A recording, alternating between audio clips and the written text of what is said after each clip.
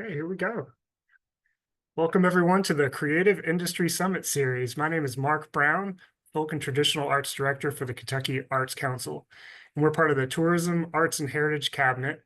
I'm coming at you today from the Kentucky Horse Park All-Tech Arena, where we're setting up for the Kentucky Crafted Market that's going to be happening this weekend. Come on out if you get a chance. I'll tell you a little bit more about that later. Today's topic is Growing an Inclusive Arts Workforce with Dan Trabue of Edge Employment. And today is March the 5th, 2025.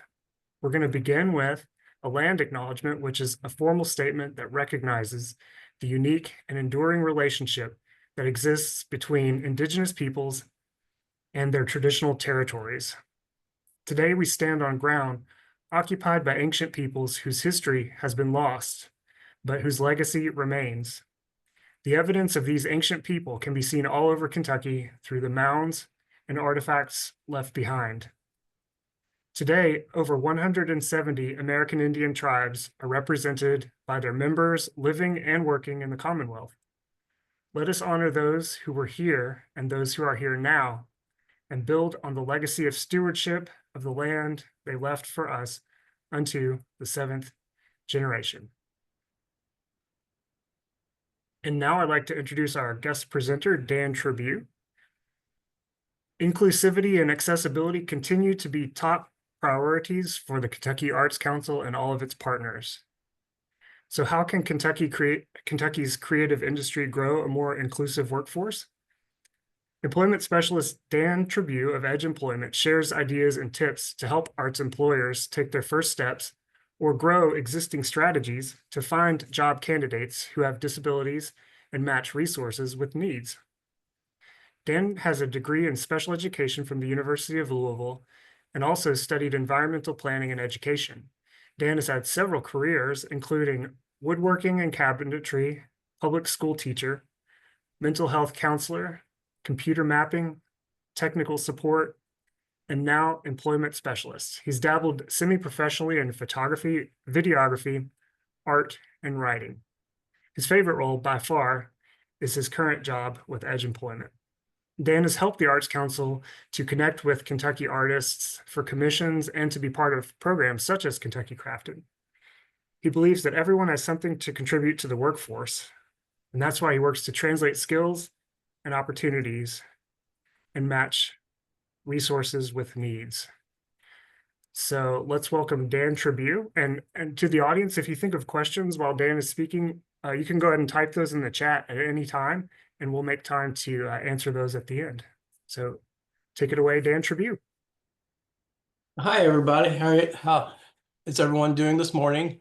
Okay, I hope. And can everybody hear okay? Thumbs up. All right. I'm glad to be here. I am Dan Trabue, and I'm an employment specialist at Edge Employment.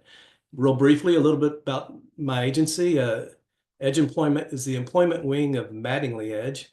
And Mattingly Edge started out in 1950 as the cerebral palsy school, back when students with cerebral palsy could not go to public schools. And so a Catholic nun named Miss Mattingly, or Sister Mattingly, created the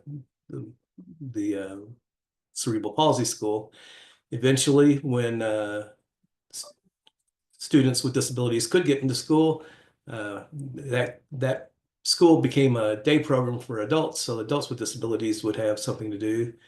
And as we have evolved over the years, we realized for a lot of folks with disabilities, having a day center, a place to go to, is an improvement over doing nothing. But really what we want to help people do is get out in the world, get into their churches and book clubs and gardening clubs and wherever their interests are, and connect with the world around them. So that's what we do. And as Maya Angelou says, you do the best you know how to do until you know how to do better, and then do better. And that's what we're all about. So you might hear me refer to Mattingly or Mattingly Edge or Edge Employment, and it's all the same place, basically. Mattingly Edge helps folks with just all those connections, and then Edge Employment is specifically for employment connections. Here's one of our artists on the screen here with Andy Bashir. More about him later. So I thought I'd introduce some of the people that we work with just by way of getting started, and then I'm going to focus on one of their stories, Sebastian's story, to sort of describe our process and what we do.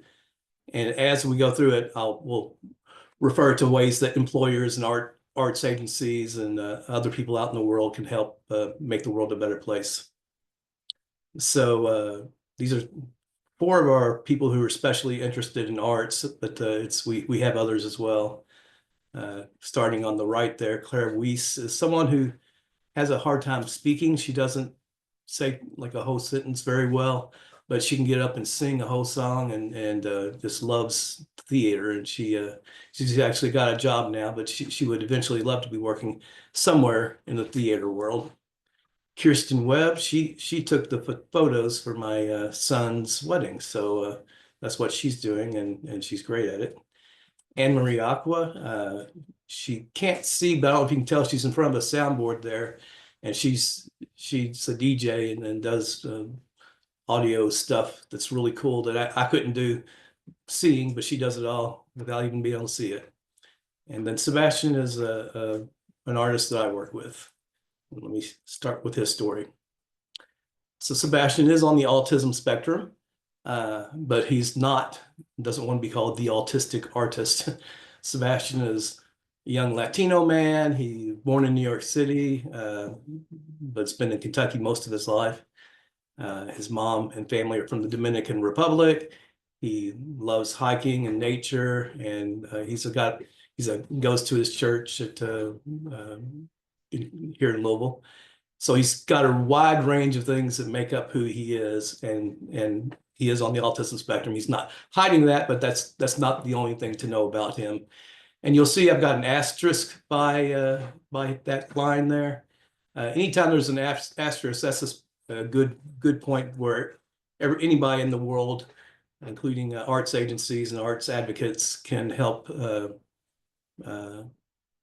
promote a more inclusive environment. Is don't identify people by one characteristic. Sebastian is the artist.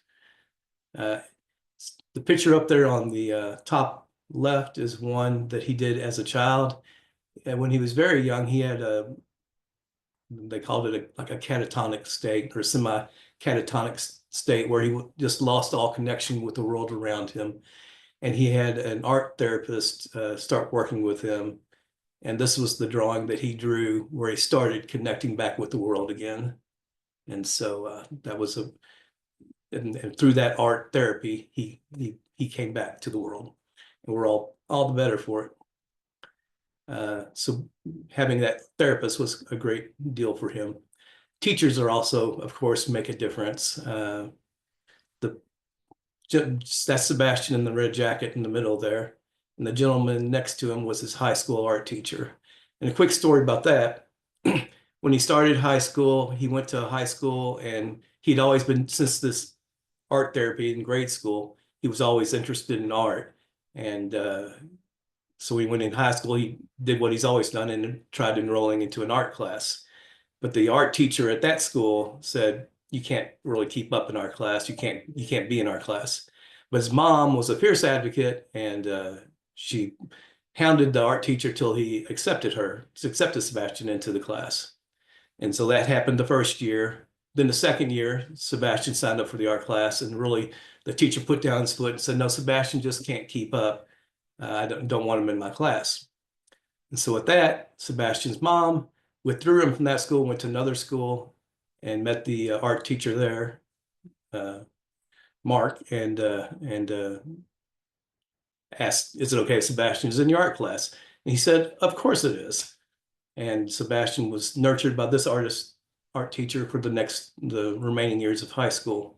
And the good part of that story is this art teacher knew the first art teacher. So every time that Sebastian has a art show traveling the state, or gets on the radio, or gets on the news, or goes to the Children's Museum of Manhattan to do a show, this teacher is be sure to let the other teacher know, oh, it looks like Sebastian could keep up. So that's good. Sebastian does different kinds of art. There's a high school art, self-portrait That's his grandmother as a young woman on the bottom left. And there he is hanging art at a show that's just started 3 days ago here in Louisville. So teachers make a difference, but being included makes a difference. Just giving people the opportunity to be part of whatever you're doing. That's the same thing that anybody wants.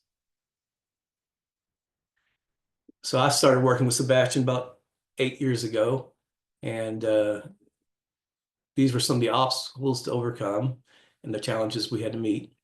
So for folks with disabilities, and here again, here's another asterisk, folks with disabilities, a lot of times people have low expectations and devalue them.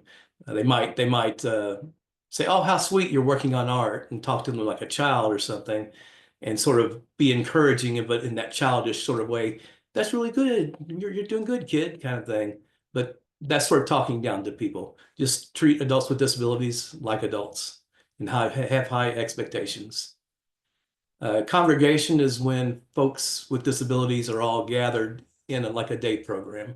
And we used to do that, so we're familiar with that, and we're not denouncing anyone who that goes that way. But our experience in it was that people do so much better when they get out in the world and make connections with people, regardless of disability, based on interest, not just grouping people together because they're all happen to have a disability. Here in Louisville, there's some art groups for folks with disabilities, and people oftentimes will say to Sebastian, "You should join that group. That's where the artists with disabilities are."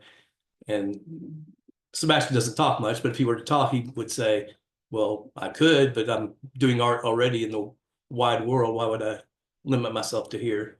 And there's just some prices that come along. We've found a lot of times when you congregate people, it's just let folks be who they are out in the real world.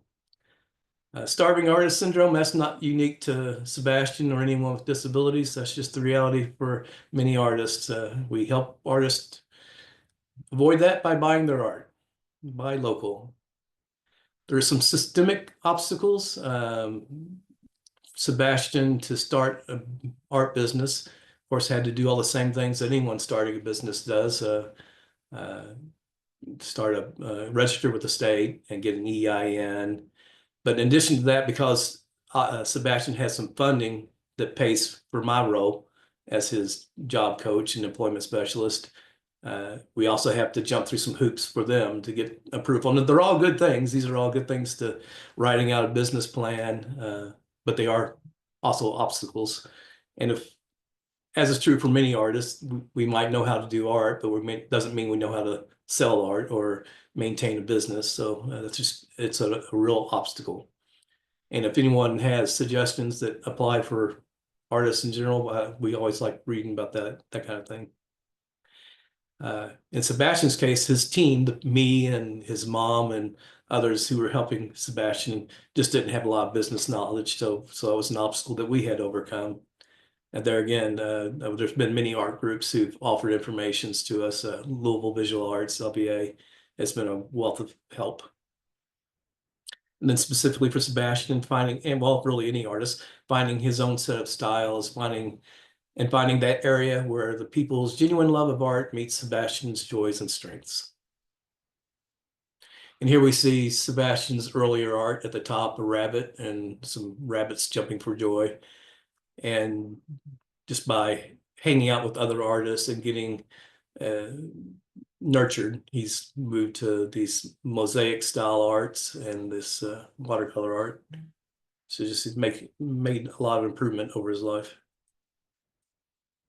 When I started working with Sebastian, we looked for what styles worked for him.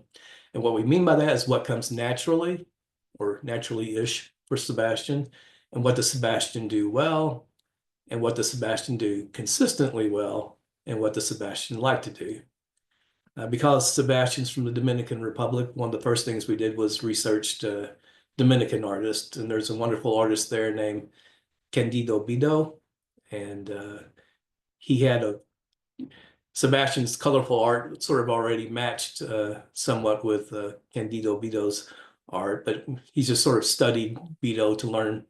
And one of Vito's thing was he'll draw like a figure, a person in the foreground, and then have lots of colorful dots in the background to make up the background to give it sort of a texture instead of just a solid color. And Sebastian could do that and do it well, but wasn't something he liked to do. Those little dots were slow and tedious, and eventually he moved away from that. At the end of this presentation, I have a portrait that Sebastian did of me, where you can see that style. It's a good look, but he doesn't like doing it, so we moved on to something else. He's he did some woven art in high school, like this sort of teddy bear looking thing in the middle. I know I'm pointing at the screen. Y'all can't see me pointing. You can't see the screen, but sorry about that. Just have it.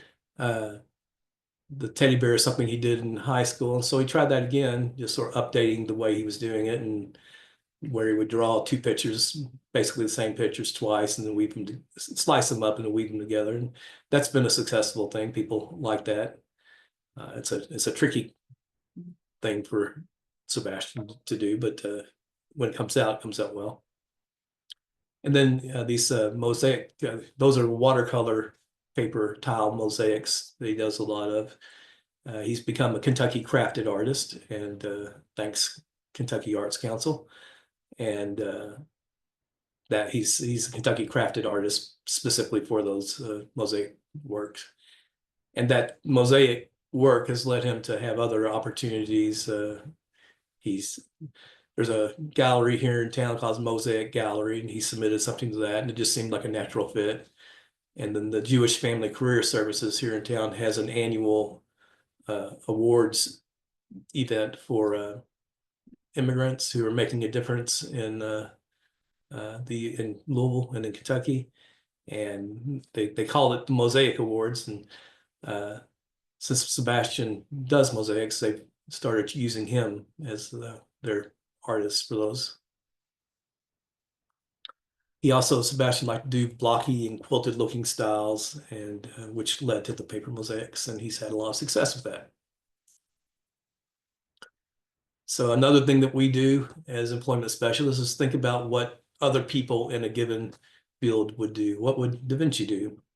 And looking at what other artists do, artists study other artists, they collaborate with artists, they associate with artists, they practice a lot, they work in a studio, join arts groups, and get their art out there. And today they get social media and a website going.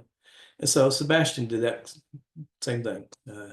Joined LBA, started renting in a studio, started collaborating or continued collaborating with artists who's already doing that. Got accepted in Kentucky Crafted, and he has his own website, and he's regularly posting on social media. Just like, I don't think I mentioned this already, but he's doing the Mosaic Awards for Jewish Family Career Services, JFCS. Last year, or 2023, he was selected to do the Kentucky Governor's Awards for the Arts. So that's where he is here with the governor down at the bottom. So our agency, our building blocks for success begins with respect. Again, this is something that everyone can do. Treat folks with disabilities with respect and inclusion. Give them the opportunity. Give them the opportunity, the freedom to fail, the dignity of risk, they say. Sometimes it's a natural tendency to try to protect folks with disabilities so they don't get hurt or don't get their feelings hurt or otherwise don't fail. But failing is essential for growing up. So it's okay to fail. Just do it in a controlled way, but give folks with disabilities the dignity of risk. Systematic instruction is just a method that we use to break tasks down into steps, and if needed, break them down into smaller tasks, smaller steps.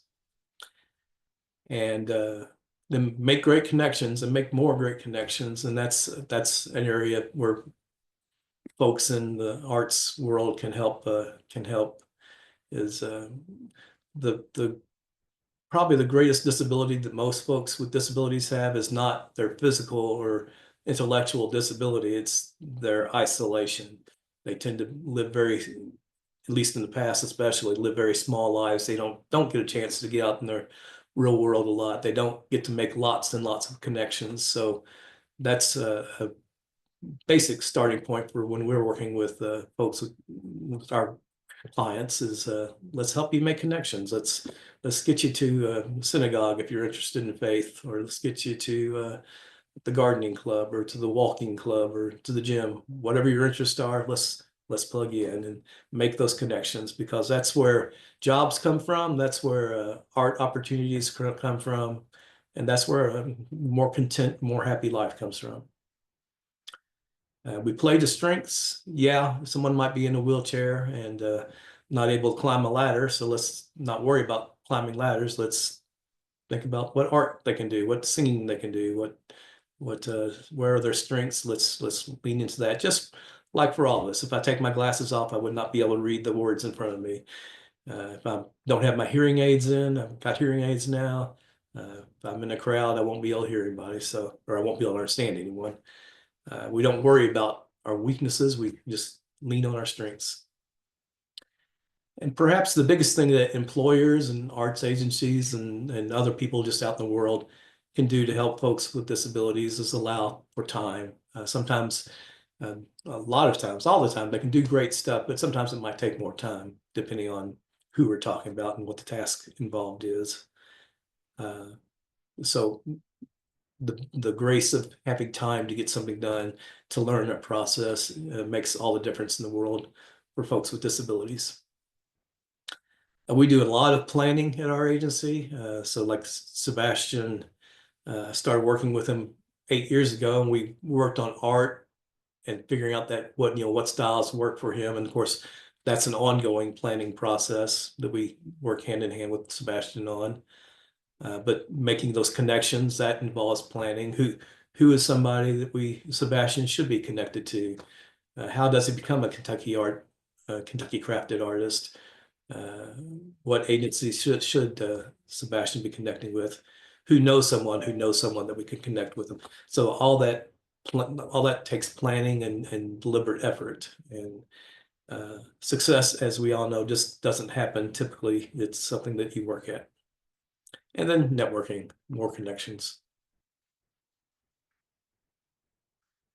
So because of all this planning and this work with Sebastian, he's had a good deal of success. He had the largest art show at Expressions Gallery a long time ago here, which is a local gallery here in town. We did eventually, with much effort and struggle, get a business plan completed and accepted by the Office of Vocational Rehabilitation, which is who we are. Actually, it wasn't too hard for Sebastian to get into Kentucky Crafted. He submitted some work, and Kentucky Arts Council found it worthy to include. So we're very grateful for that. Jewish Family Career Services. So the way that worked is every year, they've been doing that, I think maybe for 20 years. And every year they selected a different Kentucky artist to create 5 similar awards to give to their immigrant recipients of the awards. And one year it might have been Native American flutes, and another year it might have been like a ceramic bowl. They were all like 5 of them that were all similar, that would give one to each person. And then 5 years ago, they selected Sebastian, and they liked his work so well that he's just now their ongoing Mosaic Awards artist. So yay, Sebastian. He had because he's a Latino, he submitted some art for a traveling art show that the Kentucky Arts Council did called Our Kentucky Home. And Sebastian's art traveled around the state with other Latinos in Kentucky.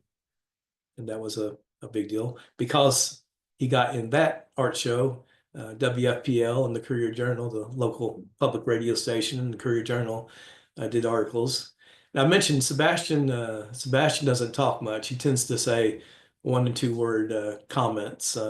He's bilingual, but he just doesn't communicate much with his words. He tends to want to communicate with his art or his smile.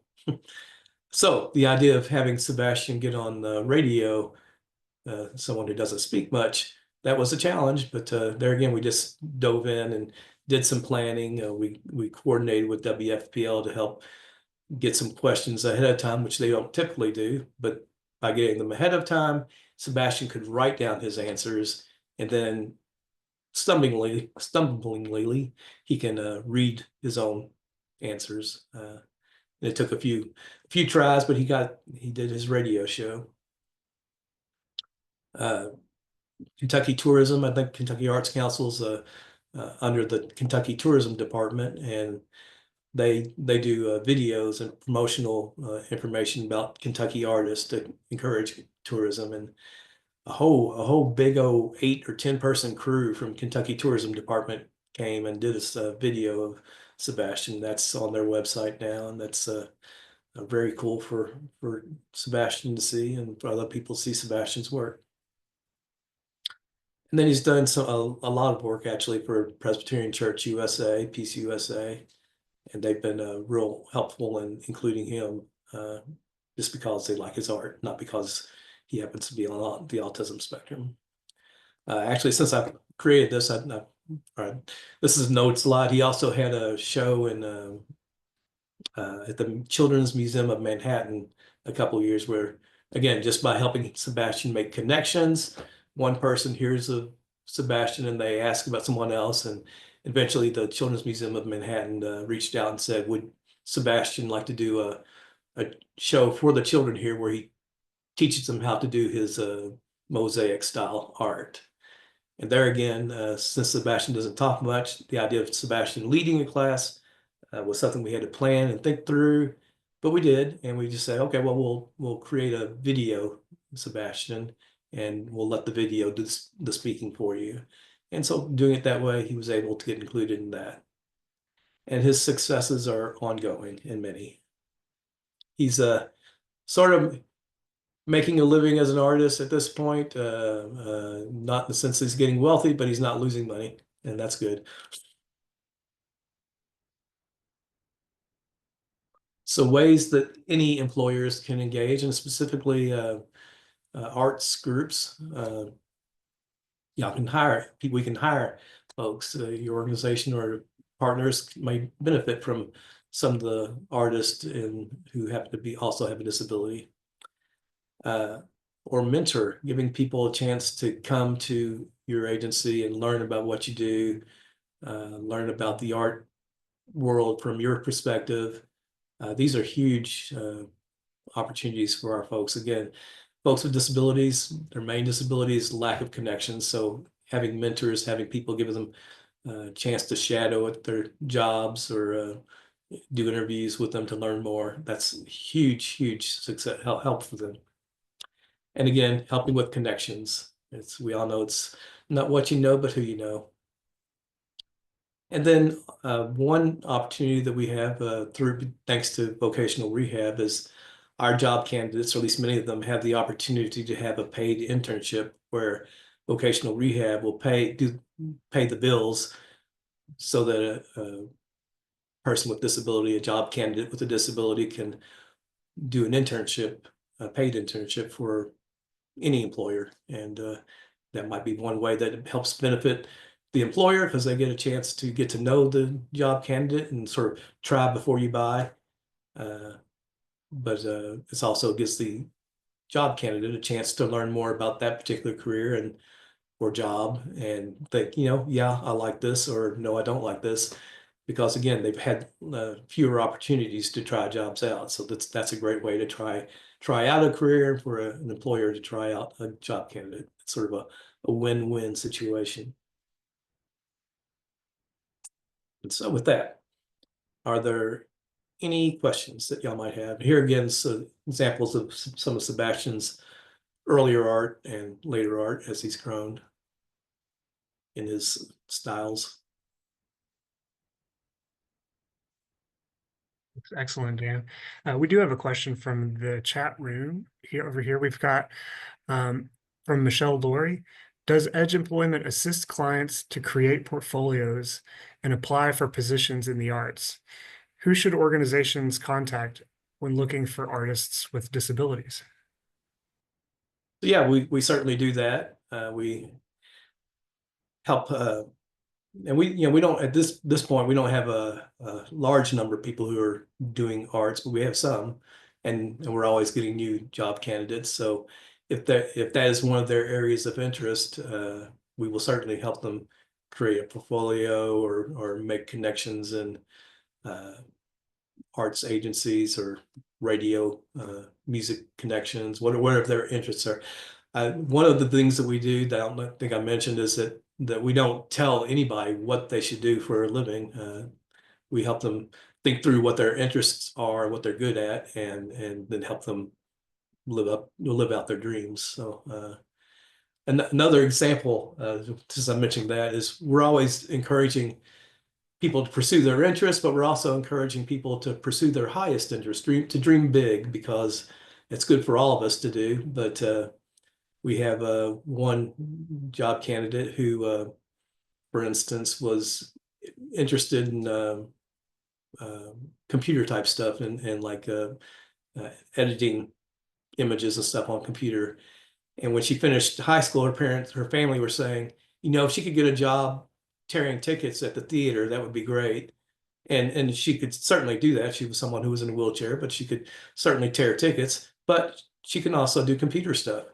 And so you can do either job. There's nothing wrong with either job, but if she was more fulfilled by doing the computer photo editing, so she's now like a social media manager for an agency. And so dream big. And yes, we would in Louisville, we're glad to make connections or introduce any of our job candidates to anyone who might be interested. And there's other agencies and other artists and other people interested in the arts out in the state as well.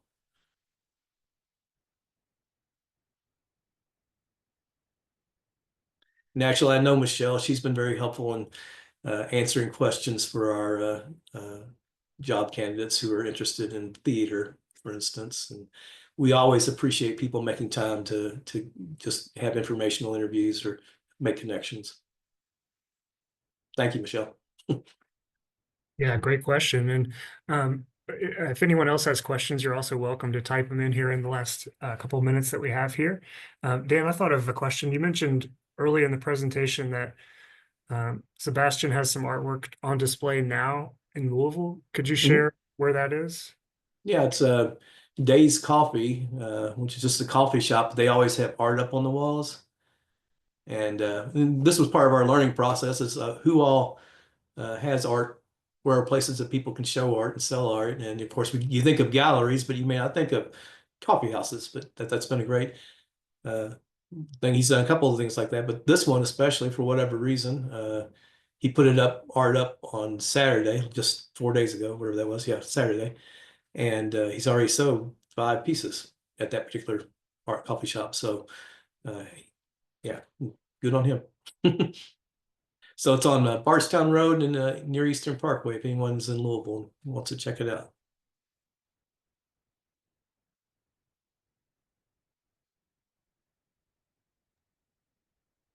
Sounds great. And I see another comment here. Not really a question, but just sharing that I'm here because I work on a project called Graphic Medicine Resource Lab. And we work with people with disabilities and artists to create materials. Oh, where's that located, if I might ask? They say they're expanding and will be recruiting artists. So hi, it's Laura Butler. I'll just come off chat and say it's a grant project from the housed at the Human Development Institute at UK. Laura. Okay, so we got a grant from an organization called the With Foundation, and With is working for inclusive and transformational healthcare. So our artists are doing basically commissioned pieces, working with that person with developmental disability to discuss whatever aspect of healthcare they want. So anyway, I just wanted to throw that out there that's something that hopefully, at least for the next 2.5 years, we'll be working on. And like I said, expanding. So we'll be looking for more artists for sure. Yeah, I reach out to you about that, Laura. Absolutely. I'll put my my email I in think chat. I think I've got it unless it's changed. I had it It has not. 4 years ago. Okay. It's been a while, but Yeah. Thanks, appreciate it. Yeah, that's everything for us, is making these connections. One person can only have so many contacts, but when you're working as a group, you multiply those connections and leads to more opportunities. Yes, exactly. We've been working with our friends so far, and now we're going to need to expand that network a little bit. Yep. Thank you, Laura. Yeah, and that's a great thing. Opportunities work both ways. We're in a lot of different ways. You know, we bring things to the companies and employers that we work for, as well as them giving us opportunities. We love for it to be mutual.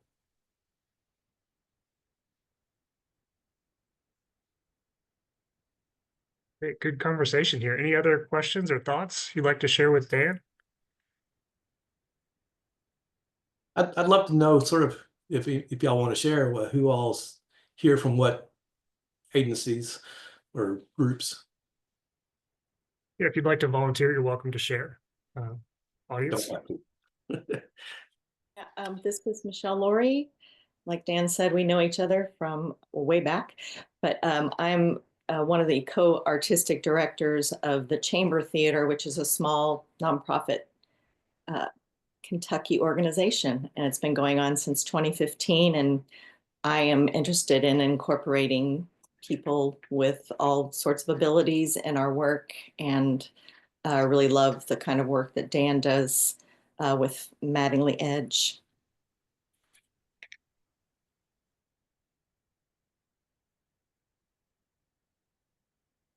My name is Latavia Walker, and I work for Voices of Hope. We're located in Lexington, Kentucky, and we are a nonprofit. We help individuals in recovery with substance use disorder, and we assist them with finding employment. So we got this opportunity through our IPS trainer, Shannon Memory, and I have my other two employment specialists on here as well, Jayla, and Tyler Hall. So glad to meet you. And what good work. Thank you. What good work you're doing. Thank you.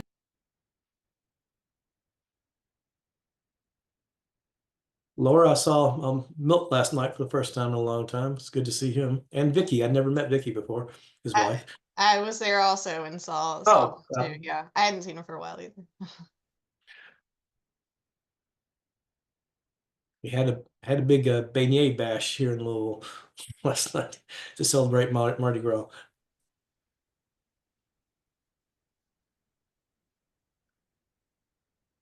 Well, thank you, everyone. It's been great to hear from Dan today, and also from all of you out in the field doing great work. Dan and Sebastian, we've learned a lot from working with both of you. And you know, just the big message that I want to remind myself a lot is, you know, artists and workers who have disabilities want the same opportunities and the same respect as everyone. So really appreciate that perspective and your being here with us today, Dan. Is there anything else you'd like to conclude with? There's Sebastian's website. Always check it out. You know, another simple thing that anyone can always do is just if you're on social media, Facebook or Instagram, you can like Sebastian's page. That's a simple thing, and it helps. Cool, and that's And the of course that's true for others, not just Sebastian. And this is the self-portrait you mentioned earlier, right? Yeah, that's the Portrait of you. Yeah. Yeah. I want to call it self-portrait. I guess I'm looking at it and it's me. So yeah, and there's all those little dots in the background. Yeah, I think it's a good look, but he's yeah, I don't want to do that. And I don't blame him. Don't do stuff you don't like. Amen. Well, thanks everybody. It was so good to have this opportunity. I appreciate it. Yeah, great to see everyone today. I want to invite you to check out our future Creative Industry Summit Series sessions. You can visit artscouncil.ky.gov for more information. You can follow the Kentucky Arts Council on social media. And would also like to just remind you, we're setting up for the Kentucky Crafted Market happening this weekend at the Kentucky Horse Park, All Tech Arena. And the admission to the market is free. And we are also accepting donations to the Team Kentucky Storm Relief Fund. So if you have time and energy, come out and be with us this weekend for a great 2 days with exhibitors from all over the Commonwealth, musicians, folk and traditional artists, kids activities, and much more. So, thanks again. We'll see you all next time. Thank you.